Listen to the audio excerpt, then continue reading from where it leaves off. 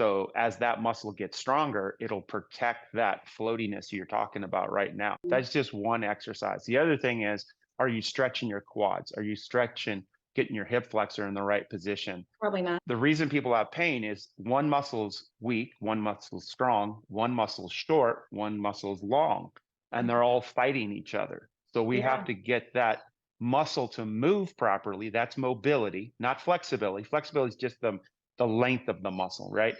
Mobility is how that joint moves through range of motion with the proper strength. So it allows it to move through that range of motion. If you don't have the proper strength and there's a length issue, you'll fight it. So that's what causes like, oh, my left knee hurts. There's a reason your left knee hurts. Is it your left hip? Is it your right hip? Is it your ankle?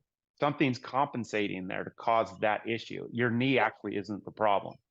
So it's where the pain is isn't the problem. You have to go look other places, and you want to balance out the body. And by doing, like I said, these simple exercises, you're literally like massaging your body. It's like being your own chiropractor. You're putting yourself in the right position so you can go repetitively run 26 miles. Because if you're not in the right position, the compensation is going to say, oh, wow, my knee is killing me right now. Why is that? Yeah. Yeah. And it would get so bad. And it was mostly after I would run. And I couldn't even step downstairs. I couldn't even step off a curb without intense pain. So it was so inflamed underneath.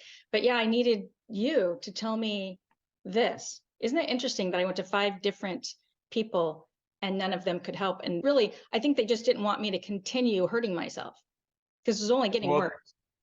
yeah, and then as you get older, it's like you have more compensations, you move less.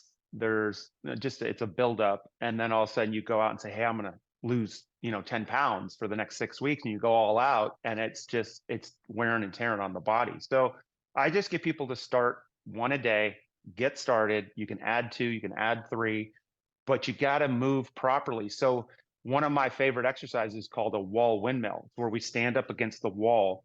Everything touches the wall. My feet are one box apart, and then I'm going to go side to side. So I'm gliding on the wall, not moving my arms, but I'm moving my torso. So how often does anybody move side to side? Right? Never. They Yeah. rarely do that. So this is getting the spine to open. It's pulling out rotation. It's getting your shoulders from being rounded forward to open up.